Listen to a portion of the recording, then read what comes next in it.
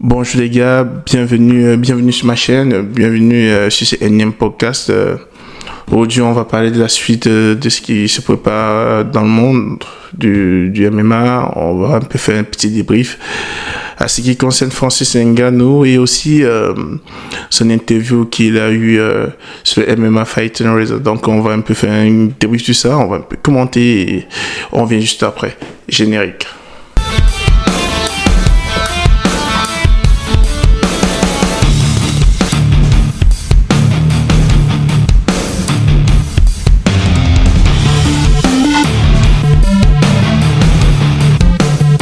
Et comme je disais les gars, bienvenue dans mon podcast, bienvenue dans ma chaîne. Comme je vous disais, oui, effectivement, Francis Ngannou était en interview avant le meet-up qui s'est passé en Angleterre, à Londres, avant la conférence de presse qui s'est passée à Londres.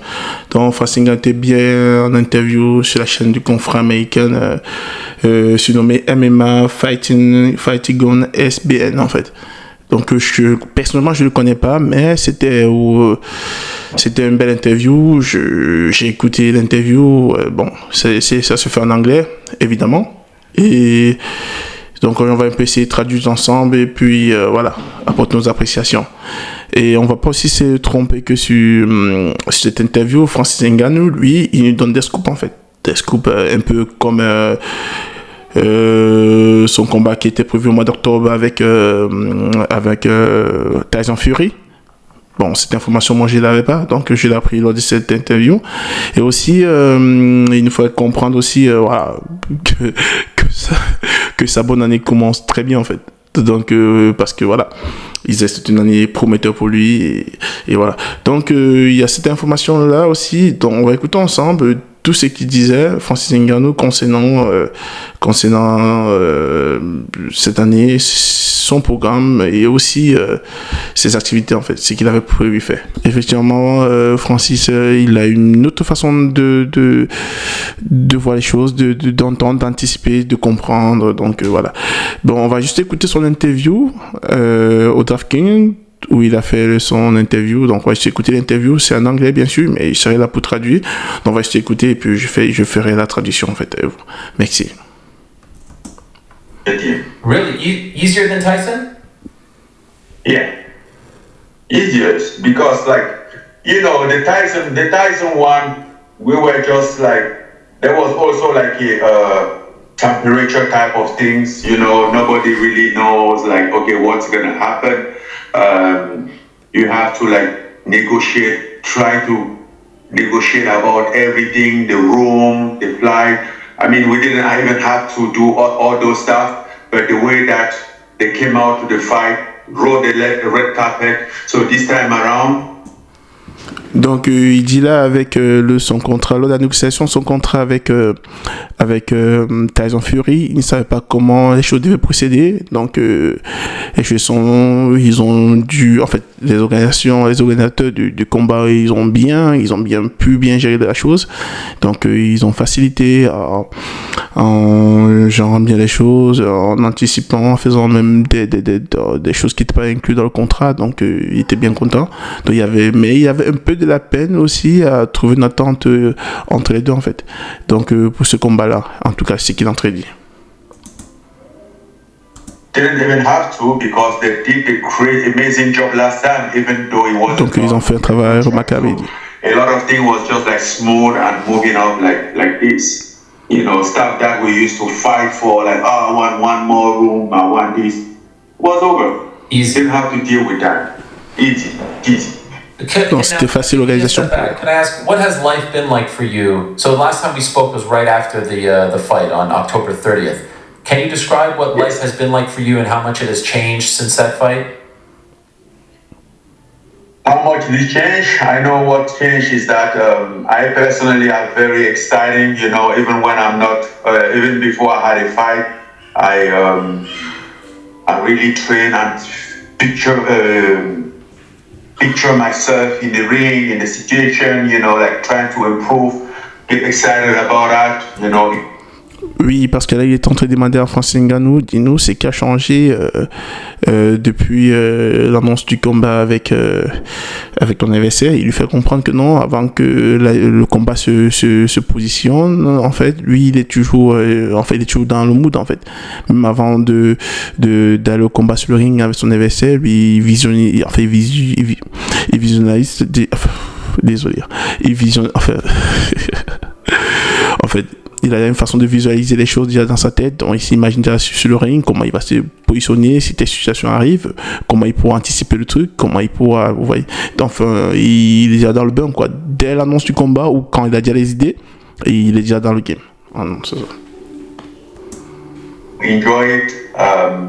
Like even today, I did my first sparring out here in Paris. I did my first sparring with Guido, the Italian guy, and oui, il dit, comme il est actuellement il est en France, il dit, même ici en France, il a dû faire un sparring avec certains gars italiens qui sont bons en boxe. Donc, il est trouvé fabuleux, il s'est compris que non, il peut faire la chose, quoi, il peut gérer. Ouais. Sticks around pretty good, and even John was like, "Oh, you're more comfortable now." Ouais, donc même son entraîneur John a dit, je pense que maintenant tu es plus confortable, tu es dans la chose, quoi, tu es dans la chose actuellement, en fait, donc tu es donc tu gères, en gros, donc actuellement il est en train de bien gérer. It's my first sparring, like, even my mindset, you know, at some point you kind of like believe that, okay, I might not be great, I might not be good yet, but I can do this, you know, all this patient that you had during the other training camp. Oh man, would I be able to do this? Can I go 10 rounds? Can I this? I know I can do. And I can even push for more. I can, you know, it's been amazing. I've been feeling really great. Do you feel like you are getting more love and respect around the world? Are more people recognizing you? Are more opportunities coming your way? Oh, absolutely. Il dit il se sent capable de tenir contre je sois plusieurs rangs, en fait. Que ça soit 10 rangs, voire même un peu plus, il peut tenir et je suis largement, donc tellement largement que pour lui, il n'a pas de... Il s'en fout, hein, donc il peut faire le truc, quoi. Il peut jouer. Donc il s'est dit, pourquoi pas faire la chose? En fait, vous savez, ça c'est du Francis, en fait. La façon là de prendre les choses comme elles arrivent, en fait, là de prendre les choses comme elles viennent. Ça, c'est du Francis Ngannou tout craché. Et sur ce point, moi, j'ai apprécié énormément son humilité, en fait, sa façon de voir les choses. En fait, lui, il se dit tout le temps, j'ai pas à m'inquiéter, en fait. Tout est humain, tout est vanité, tout peut arriver. Donc, il a cette façon de voir les choses que, honnêtement, moi, personnellement, j'apprécie énormément sur lui. Et ça, c'est une grande qualité concernant Internet de ce niveau. Hein. Parce qu'avoir cette possibilité, parce qu'il a confiance en lui, attention, c'est pas que Francis Ngannou, il a confiance en lui, mais il sait que c'est faisable. Vous voyez? Parce qu'il s'est dit, bah, c'est un homme, pourquoi ferais-je pas pareil que lui? Donc, rien n'était invincible, en fait. C'est ce qu'il s'est dit. Et lui aussi, ce qui est bien sur ce gars, c'est qu'il a cette option de défaite, en fait. Il sait ce que c'est que la défaite. Donc, c'est pas parce que lui, il a du moral de pouvoir avancer, de pouvoir faire ce truc, qu'il s'est dit, non, vas-y, je peux le faire, pourquoi pas, je pourrais le faire. Il sait que c'est faisable. Il sait très bien, en fait, il a cette façon de comprendre les choses. Lui, il sait que c'est faisable. Mais c'est pas parce que c'est faisable que forcément lui, il va gagner. Donc lui, il a cette optique, en fait, il a cette façon de voir les choses que moi, personnellement, j'apprécie énormément sur lui, en fait. C'est un grand homme, Francis Ngannou, honnêtement. Cette façon de voir les choses, moi, j'apprécie énormément. Vraiment, chapeau bas à lui. Hein. Chapeau bas à lui pour son humilité et sa façon d'être humble. Vraiment, chapeau bas. Really, like, completely different than before. Like, this fight, I can tell it changed everything. Like, even in Cameroon, I used to go out sometime, and then I would have a crowd. And last time I went out, I had to run because I almost get mobbed. Like, Et il dit, il sent les choses différemment cette fois-ci, même le combat, et aussi même plein de choses. En fait, il sent les choses vraiment, vraiment hyper différentes. Et je pense que il a raison. parce que la première fois, c'était sa première fois sur un ring, parce qu'il y a une première fois tout. Hein. C'est comme un enfant que, voilà, tu donnes le vélo de pédaler, pour la première fois, il n'a pas confiance, il tombe, il se blesse, et voilà. Relationship with PFL, how does this affect your PFL plans and MMA plans for 2024? It doesn't affect at all because first of all, like when I receive a call and an offer for proposal for this fight, what happened? I reach out to PFL and tell them because we are in the business together, and they gave me their blessing for the opportunity. They said we can take this kind of opportunity out of you. So I was happy to do that. I didn't want to know what else they want to say as long as they approve. They didn't have any problem with this. Is there a strong possibility? Donc, le journaliste pose la question de savoir, oui, Francis, dis-nous comment tu peux pas ta carrière MMA, parce que là, avec ce combat, tu auras la possibilité de combattre au PFL et tout. Donc, Francis Ngannou lui répond, franchement, non. Dès qu'on l'a appelé pour cette info, enfin, pour son combat avec Joshua, et ses possibilités de qui est en route, il s'est dit, non, vas-y, c'est mieux. D'abord, j'appelle. En fait, il allait directement voir les responsables du PFL, donc ils ont pu discuter ensemble. Donc, ils ont dit, non, mais mon gars, si tu as la possibilité de te faire de l'oseille, on va pas t'empêcher, tu vois. Donc, en fait, c'est aussi cette humilité, cette immunité, que j'en ai dit, cette humilité que a le PFL de gérer ses contrats avec ses athlètes, de permettre à ses athlètes d'avancer, de faire les choses bien, en fait, de ne pas empêcher un athlète d'évoluer, en fait. C'est cette chose que moi, perso, j'apprécie énormément, en fait, concernant le PFL. Donc, c'est cet acte-là qui a manqué à Dana White de permettre aux athlètes d'être libres. Vous vous en rendez compte, à l'UFC, les gars ne peuvent pas faire une publicité. Mais c'est un sacrilège, en fait. Donc, si tu es en contrat avec l'UFC, donc tu peux pas faire de publicité, en fait. Tu peux pas entrer au ring avec tes sponsors sur toi. Et ça, c'est mal délai privé. Donc, tout passe par la boîte. En fait, c'est la part du lion, en fait. C'est la part du lion. Pourtant, ceux qui font de l'oseille dans cette organisation, c'est les athlètes. S'il n'y a pas d'athlètes, il n'y a pas d'UFC. C'est si simple que ça, en fait. Et la façon dont le PFL gère les choses, je vous dis les gars, il se peut que le PFL d'ici peu de temps rattrape l'UFC et devienne première puissance à ce qui concerne le MMA dans le monde. Hein. Parce que là, ils ont vu une branche en Afrique où Francis Ngannou est président. Et aussi, il y a aussi d'autres organisations, ils sont un peu de partout là, ils sont déjà en Europe, ils sont en Irlande, ils sont un peu de partout, ils envahissent le monde en fait. Ils sont même aux États-Unis, ils sont un peu plus de vite. Donc, ils donnent la possibilité à tout le monde de prouver ce qu'il est capable. Donc, ça va être compliqué cette histoire. Je donne 3 ans PFL d'atteindre le niveau de l'UFC. Hein. Et ça c'est très très chaud par contre si ils rattrapent l'UFC hein, parce que ça va pas départ. Parce que déjà ils sont en procès. La façon dont les athlètes sont traités, il y a plein, en fait, il y a une organisation, je sais pas quoi, en fait, il y a le gouvernement américain qui met l'œil comment les athlètes à l'UFC sont traités, en fait. Il se peut que les gars, ils misent de fou, et le mec qui combat, il rentre, il a pas à manger, donc c'est compliqué. Pourtant, il y a eu des pay-per-view, il y a eu de l'argent qui rentre, en fait. Donc voilà, compliqué. On suit la suite. That you will fight in MMA this year? Strong possibility, yes. Strong, I don't know. As I said, even before this fight, nothing was certain yet. Okay, so there's a chance you just fight in boxing. Donc, comme le journaliste pose la question, oui, tu crois pouvoir combattre en MMA cette année? Le gars dit oui, il y a une possibilité. Il dit pas non, il dit évidemment oui, il y a une possibilité, mais il fait aussi comprendre que non, avant que son combat avec Anthony Joshua, comme je le disais précédemment, ne soit divulgué ou soit vienne, de soit décidé, voilà, avant que son combat contre Anthony Joshua ne soit décidé, il y avait rien qui était déjà mis, en fait, il n'y a pas d'accord, il y avait rien.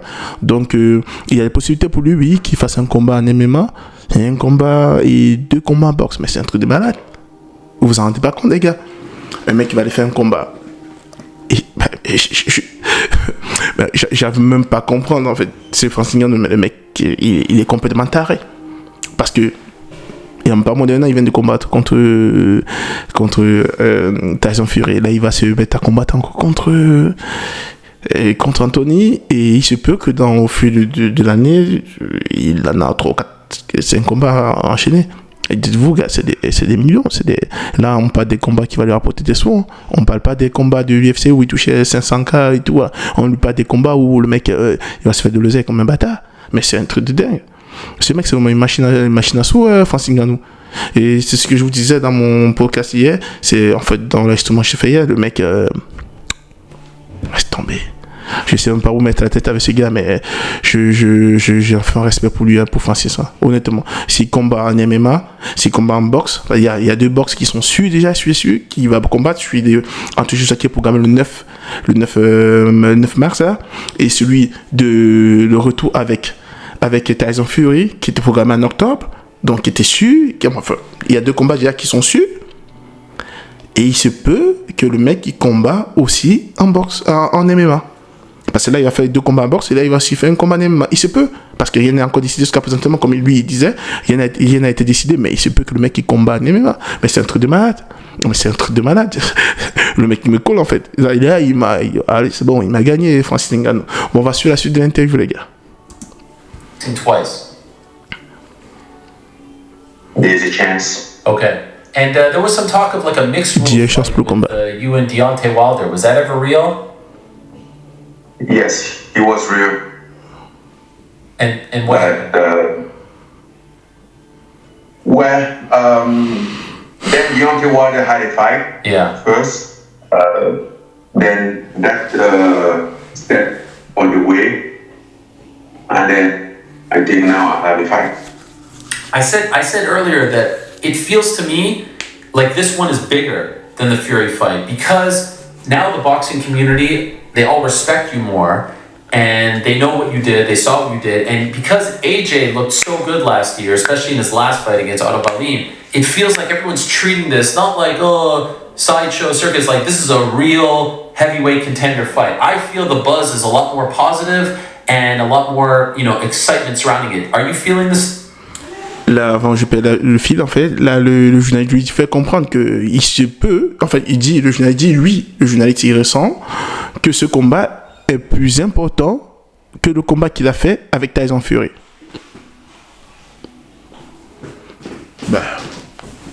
Permettez-moi, les gars. Non, j'ai dit non. Moi, j'ai dit non. Ce combat n'est pas plus important que le combat qu'il a fait avec Tyson Fury. Pardon. Parce que là, lui, le journaliste dit, parce qu'il se voit maintenant, pardon, lui il s'est dit, il voit maintenant que les organisateurs, en fait, les boss des patrons, on va dire, de la boxe anglaise, respectent maintenant un peu plus Francis Ngannou, parce qu'il a fait ses preuves récemment et tout.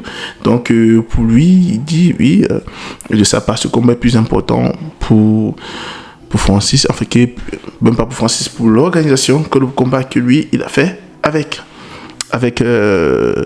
Tyson Fury. Pour moi, j'ai dit non.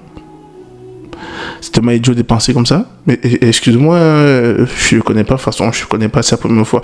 Je sais qu'il fait des trucs, mais moi, je me teste pas trop dans ses interviews. Donc, c'est la première fois que je vois une interview de lui. Mais pour moi, c'est pour moi, c'est petit de penser comme ça. Parce que là, il n'y a pas de petit combat pour moi. Il n'y a pas de petit combat, il n'y a pas un combat qui est plus important que d'autres.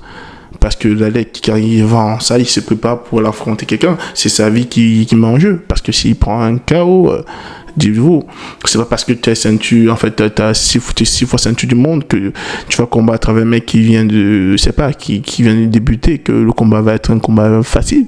Non. On a tous vu ce qui s'est passé avec Ousmane Camaro. On a tous vu. Il s'est pris un coup de pied qui s'est pris. Vous avez vu là qui s'est pris. Donc, pourtant, le mec, il dominait très bien. Il dominait très bien sur tout le long du combat. Il restait à peu près 20 minutes et le combat était fini. Mais le mec, il s'est pris un kick. Donc, il n'y a pas de petit combat, les gars. Il n'y a pas de petit combat. Il n'y a pas de petit combat qui existe. Donc, on va juste écouter la réponse de Francis Ngannou par rapport à cette question, mais je trouve ça un peu con. Désolé si je me permets de traiter de con, mais bon. C'est pas lui qui est con, mais c'est qui dit qu'il n'est pas censé. Qui n'est pas censé, en fait. Donc, voilà. Same as opposed to when the Fury fight was first announced. Yes, I felt that, and you can even see the odds. Even though I'm on the dog, it's not ridiculous as the last time. You know, you can tell that. Mais c'est fou parce que Francis Ngannou il partage son avis. Francis Ngannou dit oui parce que actuellement, t'as vu ceux qui étaient là, c'était pas des gars ridicules en fait. Ceux qui étaient là, c'était des gens, c'était des patrons en fait. Oui, c'était des patrons qui étaient là lors du conflit de presse qui s'est passé en Angleterre. Il y avait vraiment effectivement, il y avait des patrons de la bourse anglaise. Là, on va parler de Bob Arum, de Frank Wareham et de Eddie Taylor en fait. Comme je disais hier, ces gars, c'est des vrais boss, Enfin, quand on parle de la bourse anglaise, c'est des patrons dans le game. Donc, c'est des poids lourds. Donc, ils étaient là. Ça veut dire que la chose a pris une autre ampleur, a pris une autre envergure. Et dites-vous que ces trois personnes ne s'entendaient pas dès la base, en fait. Ces trois personnes, ils ne s'attendaient pas du tout. Ils n'étaient pas potes, ils n'étaient pas amis, c'était rien du tout. Ils ne s'attendaient pas. Donc, c'était des businessmen un peu, voilà, qui ne s'attendaient pas, un peu pareil, un peu comme l'UFC, tout ce qui va avec, en fait. Dana White et PFL, pas mal de trucs, oui. C'était pas tout qui ne s'attendaient pas. Mais là, les gars sont réunis pour pouvoir organiser ce combat, j'aime dire. Et comme je disais hier, tout ça, ça reste du Francis Ngannou. C'est lui qui permet aux ennemis d'être amis. En fait, c'est impressionnant. En fait, ce qui se passe actuellement dans le monde. En fait, c'est dans le monde du sport. C'est impressionnant. C'est impressionnant, vraiment. Si Francis Ngannou parvient à regrouper tous ces gens-là qui ne s'attendaient pas de base, gérer un business ensemble, c'est un truc à vraiment saluer, en fait. C'est un truc à saluer. Bah. Entre Francis Ngannou et Anthony Joshua combattra le vainqueur du combat entre Tyson Fury et Usyk. Donc il y a beaucoup à jouer il combattra ce combat pour la réunification des ceintures. Donc ça serait le champion du monde incontesté de la bourse anglaise. Attention. Là, c'est pas petite affaire, hein, parce que les gars, ils vont c'est un combat de titans, pas possible. Et le chef, il disait hier qu'il en a marre de voir Francis Ngannou prospérer, en fait. Il dit, Francis, il faut qu'on t'arrête. C'est pour ça que je veux que tu fasses un combat contre Anthony Joshua. Parce que tu casses la gueule à tout le monde, en fait. Et le mec, il en a marre de voir Francis Ngannou détruire du monde. Donc, il est mis à Anthony Joshua. Mais les gars, je vous promets, Joshua serait surpris. Sur la tête, bon, je vous promets, les gars, je suis assez surpris parce qu'il y aura des choses qui vont se passer dans ce combat. Ça serait le catacombe. Hein. Moi, je vous dis, les gars, parce que moi, je connais Francis. Well, I'm a dreamer, you know, and a dream doesn't have a limit. I mean, this been great. I wasn't expecting this, but as far as dreaming, I was dreaming even more for this. Dream is free. Why don't I dream for the sky? And you were so. Là, Francis Ngannou lui dit, enfin, il pose la question à Francis Ngannou, dis-moi, toi, t'es peut-être pas un rêveur, concernant, en fait, toi, t'es peut-être pas un rêveur. Enfin, il dit à Francis Ngannou, mais toi, t'es peut-être pas un rêveur. Francis lui dit, non, mais on peut pas empêcher quelqu'un de rêver. Rêver, c'est gratuit, donc on ne paye pas pour rêver. Donc, oui, évidemment, lui, il est un rêveur. Donc, et voilà. Donc, on écoute juste la suite. But I have dreamed for more. Okay, I love it. So you watched AJ. What did you think of AJ in December? And really his whole year. He had 3 wins, and it looked like he got better every time out. Et il demande à Francis Ngannou, qu'est-ce que tu penses de AJ? Bon, AJ, c'est bien, on a bien entendu Anthony Joshua. Et il dit à Francis Ngannou, tu sais, tous ces 3 derniers, enfin, l'année dernière, tous ces 3 derniers combats aussi, il les a toutes gagnés. Et apparemment, il va de mieux en mieux, de jour en jour, en fait. Donc, il évolue de jour en jour. Et voilà, on écoute juste la réponse de Francis Ngannou concernant ce sujet. Well, he looked amazing. I mean, respect to him, congratulations to him. He was doing his job properly, his speed was there, everything, he was sharp, very sharp. But on the other hand, I think there wasn't a response in front of him. I think I will have a better. Francine Ngannou dit non, je le vois bien. C'est un bon combattant. Il évolue bien, il fait les choses bien. Mais sauf que je pense qu'il n'avait pas encore réussi un bon adversaire en face de lui, en fait. Donc... oh, pardon. Donc, il dit oui, il pense que le mec n'a pas encore réussi un bon adversaire devant lui. Donc, il pense que son nez a sonné, en fait. Et avec toute humilité, je pense que Francine Ngannou a peut-être raison, ou pas. Parce qu'on rappelle-nous bien que Anthony Joshua, il a bien reçu un KO la dernière fois. Donc même si depuis le KO, maintenant, quand on voit ses combats, il est moins entreprenant maintenant dans ses combats parce qu'il sait ce que c'est qu'un KO. Donc le mec fait attention, il évolue doucement. Donc même quand ça se voit ses combats, que le gars il a très peu de s'engager maintenant. Il prend beaucoup de choses, il fait les choses maintenant avec beaucoup de recul. Donc voilà, donc après s'il veut se taper contre Francine Ngannou, tout le monde sait comment ça va terminer cette histoire. Ça c'est très très drôle en fait. J'aimerais vraiment voir comment ça se termine cette histoire. Bon, mes chers amis, on va s'arrêter là pour le podcast d'aujourd'hui. Et je pense aussi qu'il a aussi interviewé Anthony Joshua. Donc ça, c'est juste sur le podcast d'après. Je pense que je pense que celui-là, je vais le publier forcément demain. La réponse d'Anthony Joshua. Et merci de m'avoir écouté. Merci d'avoir pris votre temps. Je vous en prie, n'oubliez pas de me lâcher un pouce bleu, de laisser aussi un commentaire pour pouvoir me soutenir, me dire ce que vous appréciez plus, ce que vous appréciez moins et ce que je devais travailler en fait. Merci de me faire confiance, merci de m'avoir écouté et merci de commenter et de partager si vous pouvez.